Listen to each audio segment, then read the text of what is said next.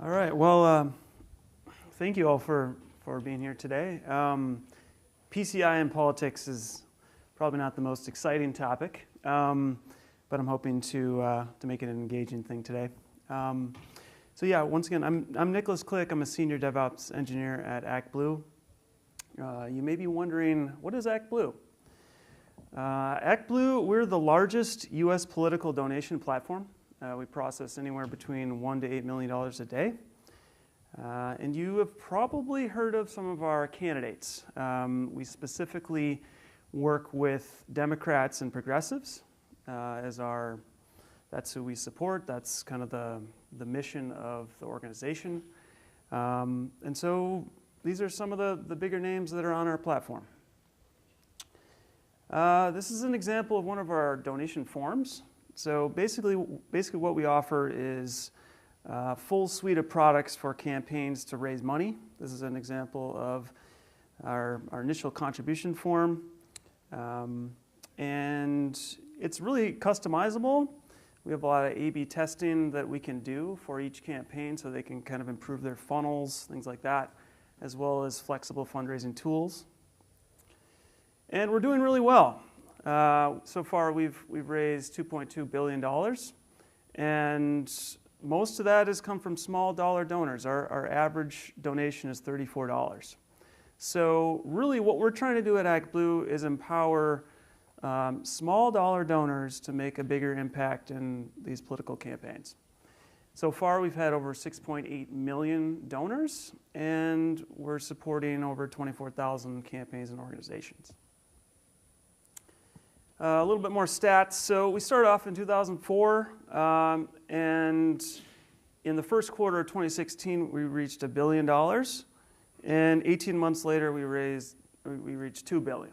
So we're doing really well right now because people are voting with their dollars, per se, and trying to enact change that way.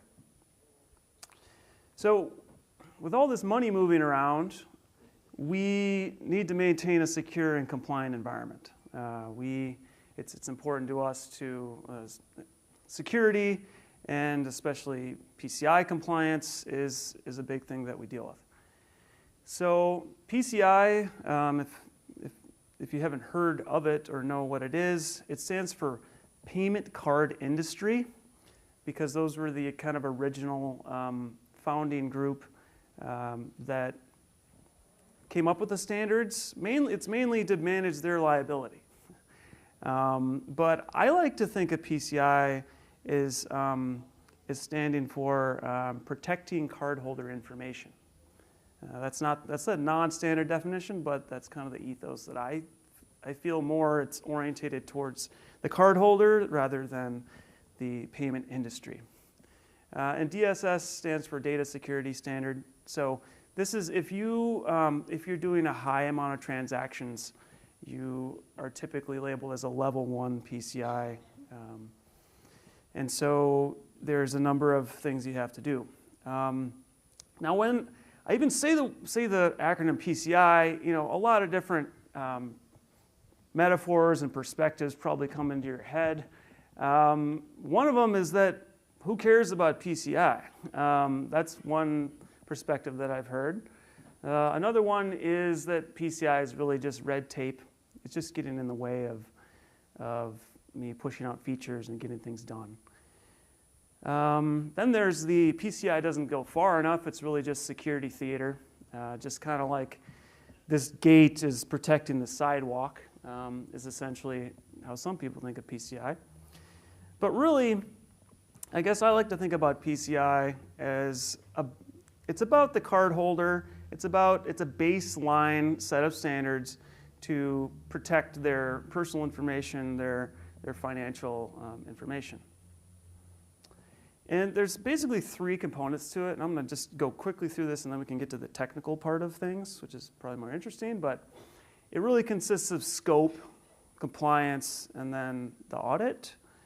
The scope is really important, and if you're either having gone through PCI or maybe your company's considering it, Defining your scope is really important because that is essentially the architecture, whether it's the technical architecture or the human architecture that handles or stores the CHD, which is cardholder data. And defining that scope is important because everything that you have to do for PCI is going to be just about that part of your architecture. So imagine, if it basically allows you to contain all of the standards to a smaller section of your architecture. And like once you define that, then all of your compliance, all your monitoring, all your testing is just around that scoped environment. And you really want to limit that as much as possible. So one way that we do that at ActBlue is that we tokenize the payment information. Basically, when we receive a clear text number, we have a credit card vault which tokenizes that number, encrypts everything, and then we are only dealing with that randomized token from then on out.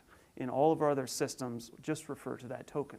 So we essentially isolate the PCI scoped environment to a limited part of our architecture. The PCI compliance part, there's 12 high-level requirements and over 220 sub-requirements.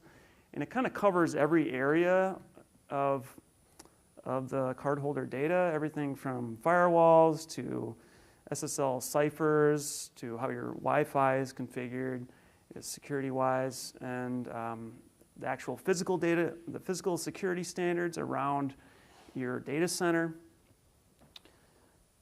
And then the audit is really to kind of make sure that you're doing what you should be doing.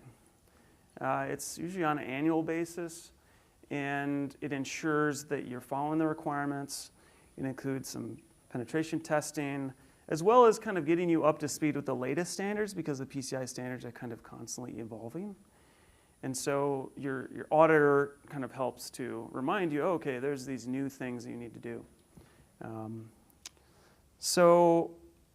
Yeah, to kind of go into, basically, I joined ActBlue about 18 months ago, and my first big project was to move our credit card vault.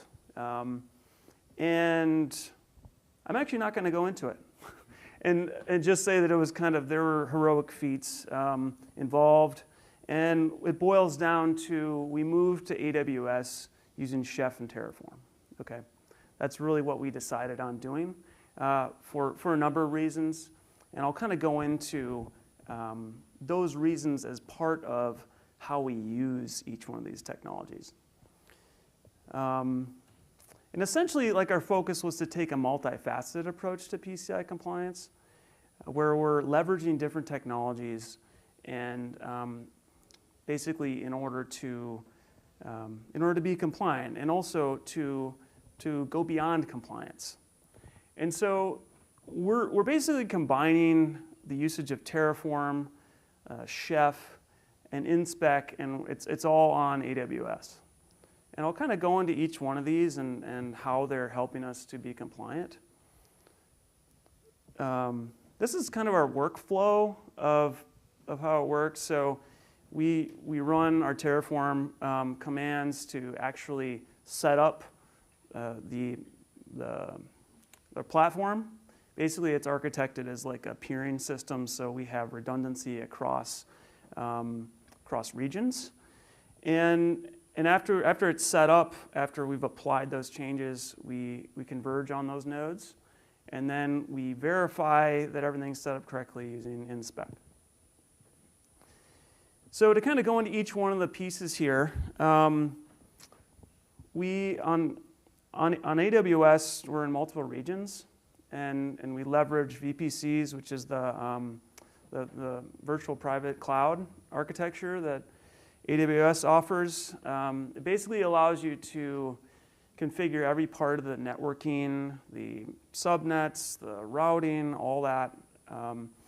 And we also utilize a lot of restrictive security groups. And so to kind of, like each one of these, I'm outlining, okay, these are part of a specific requirement. Like I mentioned before, PCI, there's 12 major requirements, and so a lot of these kind of either span requirements or they definitely cover a lot of the sub-requirements. So like the VPCs are part of requirement 1. So is the security groups. We utilize IAM to manage our users and roles, who has access to what resources, stuff like that. And obviously EC2 instances for the actual machines that are running the databases and the app servers. And one good thing about being on Amazon, or I'm sure with Azure or Google Cloud or any sort of a remote cloud environment, is that they completely cover requirement 1 of PCI. So like the physical security aspect is completely taken care of. You don't need to worry about protecting a rack of servers somewhere using their criteria. They also offer a NAT gateway. I'm not sure if you've utilized it. It's essentially a package thing that they offer to allow a secure egress from a kind of private subnet, which is kind of a cool thing, so that you can isolate that environment and it has really no access from the outside. We also utilize CloudTrail, which is essentially traces everything that's happening on your account.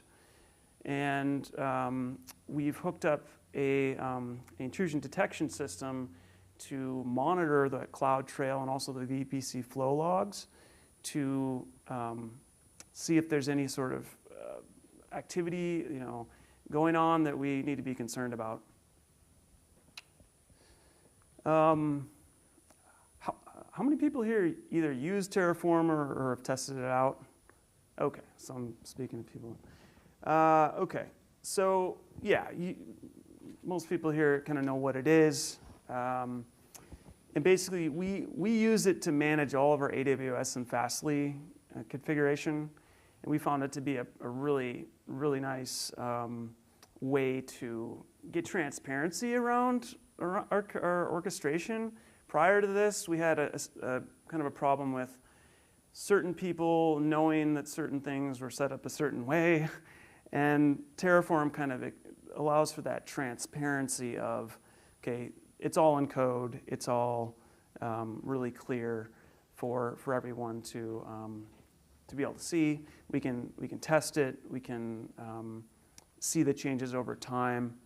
And the Terraform code actually becomes our change log in terms of how, for PCI, you actually have to track changes and the approval of those changes. It has to be kind of a multi-step thing. So the Terraform really helps with that. Yeah, I mentioned it's really great for the transparency. The plan allows you to see what's going to happen, which is really helpful, and repeatable. You run a command. It's idempotent. It does what it sets it up. So yeah, in terms of our Chef setup, so we use Chef for pretty much everything at the node level, and so we're setting up all of our web servers, databases, all that with Chef. But in terms of PCI, we use Chef to do the server hardening, so uninstalling packages and shutting down ports and things that we don't want. We also use it to set up our centralized offsite logging, and as well the web application firewalls, vulnerability scans, and secure tunnels that we use are all set up with Chef. And as well, SSH with two-factor, so that we're meeting all the PCI requirements. So in terms of how that works with InSpec, so InSpec, I guess, is anyone here using InSpec with Terraform right now? Okay, 1, 2, okay. Yeah, so we are so InSpec basically automates the compliance checks. So the ability to check to make sure that things are set up as we have specified. It's good for running against remote environments and allows you to kind of test and verify that things are set up correctly. Okay, so I was going to do a little demo, if that's okay, to kind of give a little bit of the flow, but hopefully the demo gods are happy with us here. Okay, so yeah, so let's see. Going to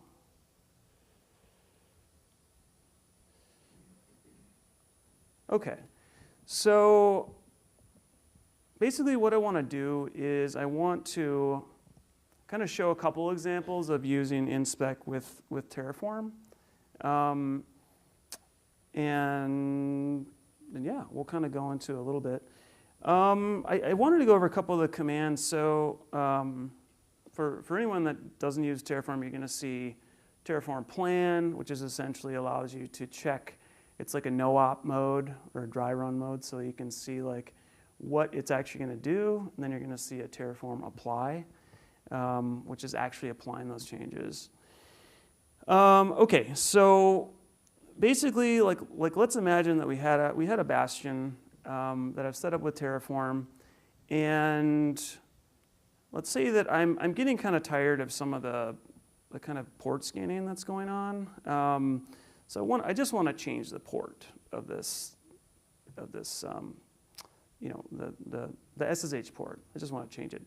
So what I can do right now, if I go into my my inspec code, basically I have a test that right now should pass, and basically it, and I guess to take a few steps back, what I like to do is I like to show you how you can write tests against the PCI spec and do kind of a TDD type of thing with inspec and Terraform. So for PCI requirement 1, you're supposed to install and maintain a firewall to protect cardholder data. And with Terraform, that's pretty easy to do using security groups. Or if you're using a different provider, you can use their equivalent of an AWS security group. And so in this situation, I've got this already set up. And let's see if we have passing tests right now.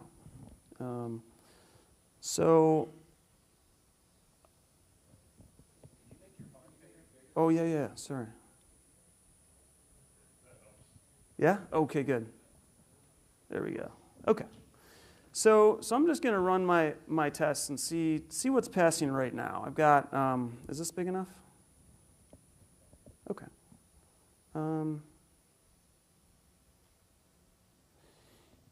Yeah, so I'm going to run, basically this command it's running my inspec tests. It's pointed at AWS in a US West 1 region, and I'm using these testing credentials that I set up, which is basically I've given inspec the ability to read everything that everything in my AWS account. So I'm going to run this and see what happens. Okay, great. So you can see I've got a whole bunch of other tests as well. But it looks like the one that I just uncommented is working, which is good. So let's imagine that I just wanted to change this to something else, and I wanted to make sure that no one could get into port 22. Okay. So if I rerun it, it should fail. Okay. So I've got a failure. Where it's basically affirming that it's not able to get through on port 1, 2, 3, 4, and it's right now I'm allowing a connection on port 22. So what I do is I go over to my Terraform code, and I want to change this. So I want to change this to 1, 2, 3, 4, and I'm going to run Terraform plan.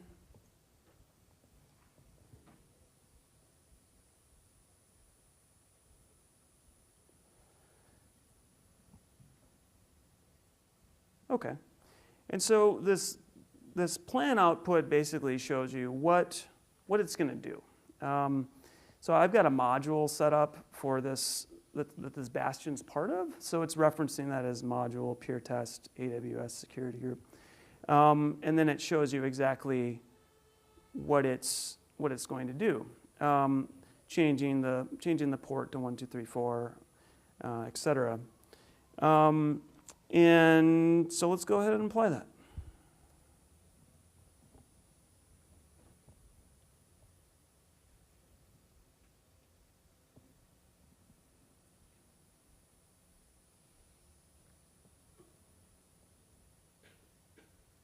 Okay, so it says 1 changed. Great. So let's go ahead and let's try our test again just to make sure that things are passing.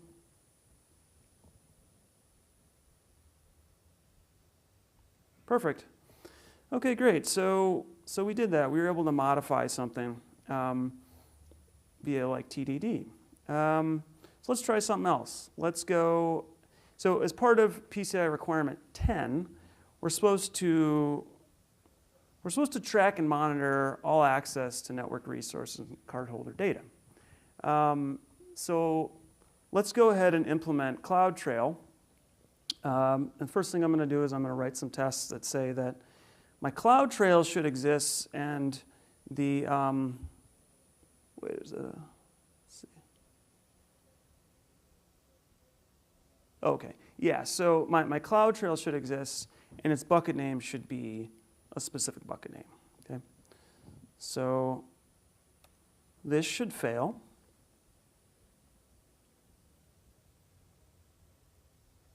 Okay, so I got 2 failures. One for the CloudTrail not existing, and the other for the bucket name not being correct. So we'll go over here to my example, which I already coded this all up. Basically, and I'll uncomment it so we can see it. Basically, it's going to implement a CloudTrail and set the bucket name to this bucket that I'm creating.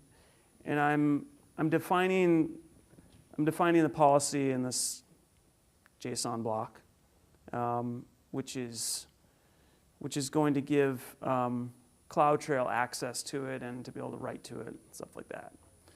So let's go and do our Terraform plan.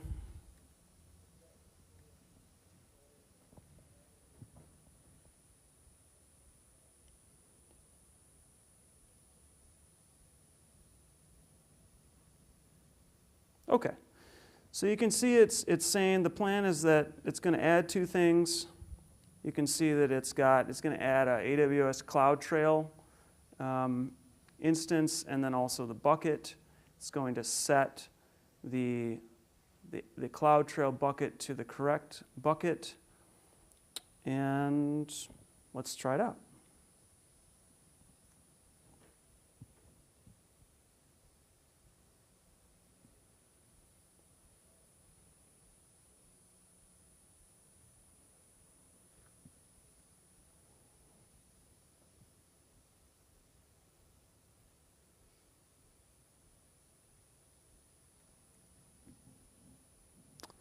And it's good.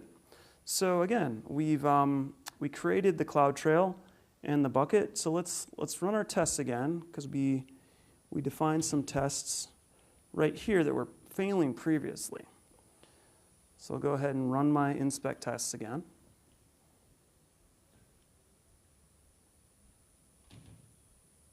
And it's all successful.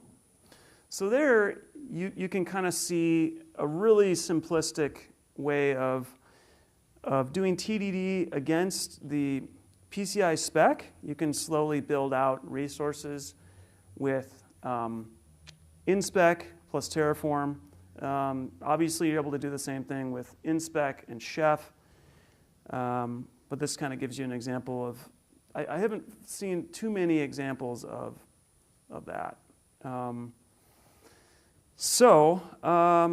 Yeah, that was a little demo. I kind of wanted to go over a few key takeaways from this. Basically, I guess how I like to look at PCI is that it's an opportunity. I mean, you could definitely look at it as something to dismiss or just some red tape, or maybe it doesn't go far enough for you. But really, it's an opportunity to take a look at your baseline security and get it all in order. Basically, get your entire your business in order and how it handles cardholder data. Basically, you want to limit the scope, the PCI scope, as much as possible, because however much that scope's going to be, you're going to need compliance around that, and it gets extensive, the amount of documentation and logging and review that you need around that scope. So one thing to do is to consider tokenization, so you're not dealing with the cards in your entire infrastructure. So for us at ActBlue, we use AWS to rapidly deploy compliant architectures. We found it to be a really good way to do that. And it's because Terraform has such a feature-complete provider for AWS, it's pretty easy to build things out using Terraform. And from what I've heard, whenever a new AWS feature comes out, it's within a few days, there's a PR for a Terraform, like equivalent of that new feature. I've seen that happen. So it's a pretty good combination. Like whether you're using Terraform or whether you're using CloudFormation, it's good to get your architecture into code to kind of avoid the drift that happens over time as you're like making manual changes, and to kind of provide that transparency that that you want, because you definitely don't want certain things to be siloed with certain people, which is a good thing to avoid. So the InSpec ensures that your infrastructure remains compliant. It allows you to easily test your remote resources. So we could conceivably hook this up to a production instance or cluster and be testing off of that. And also it kind of helps you avoid compliance theater, where you're compliant, but you're not really. It doesn't really mean anything, because your tests are really security tests, and they're being run on a regular basis as part of your PR process. So and you're able to make those compliance tests matter. So yeah, thanks for listening. I think I finished a little bit early, but yeah, if you have any questions, I'm happy to answer them. What automation are you using to apply your Terraform? What any? Like automation for applying collaboratively Terraform? Oh, meaning like between developers, or? Yeah, between the people that write the Terraform code, and like what manages that for you, or you're just running it on your laptop? Yeah, we right now we're just running it. We use like remote state to kind of manage it between the developers, but we don't actually automate the running of the Terraform yet. That's kind of a next step for us. So I don't know, like, have you tried AWS CloudFormation versus Terraform? So I'm like curious. Versus Terraform? Yeah, so what are the reasons not using CloudFormation, or any comparison have you tried? Yeah, so we wanted to remain as vendor neutral as possible. And from my experience with CloudFormation, and I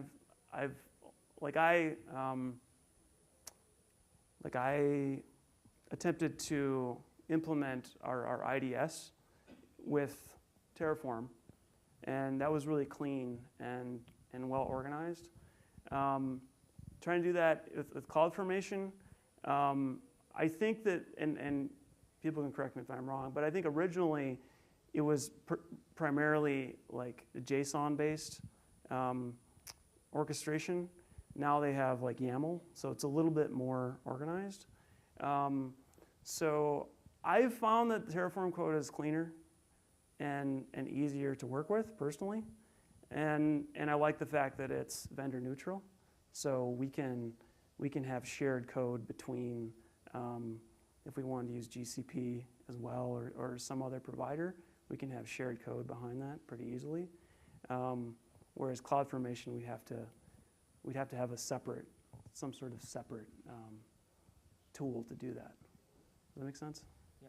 And the another question I have on the inspect, so you are running for TTD, but like, are you using some dashboard or looking at the output of all the tests you ran or something? Like, what's that? Do you have any dashboard, like having? Oh, dashboard. No. We don't have a dashboard for that right now. Okay, so you're not using any automate or any other things? Not right now, but that's definitely something that we want to move towards. Yeah, using automate for sure. So when you're running the inspect, are you actually running it against the Amazon APIs instead of running it against an instance? And if so, is there something special you set up in your account? Is there certain permissions or a policy you need? Yeah, so we actually do it two different ways. We can set up, like we have a separate AWS account for testing out our changes. So, and actually I've found that to be really useful to have a completely segregated account where you can replicate exactly what's going on in the same regions with the same setup, and you can test your changes directly against that. We can also use inspect to test directly against the production boxes as well, and like you just need to set up an IAM role to be able to read from all of the AWS resources. Is essentially what it is. Is there a special driver for inspect, or is it all built in? I mean, you just have to download. I mean, like we use the gem, so you install it via gem. There's a lot of different ways you can install it depending on your platform, but yeah, you just have to give it access. Like in our case, we give it AWS credentials, and then it uses those to access. And that command that it points it at the region and uses the specific AWS credentialed user to be able to access those resources. You talked about limiting scope to the PCI architecture. What does that look like for you? Like how many machines or what percentage of your environment do you have to do the PCI compliance for? Yeah, so in terms of percentage, we probably only like 10% of our architecture is PCI within scope. So I think that's pretty good. We leverage Fastly a lot, so we kind of have this, like the number of web servers that we should have would be like way higher probably. So it would be more like maybe 5% would be PCI Scope or 2% because we're so heavily leveraging Fastly. Yeah. Yeah, I mean, if you guys have any other questions, just come on up. I'm happy to chat. So. Okay, thanks very much, Nick. Thank you.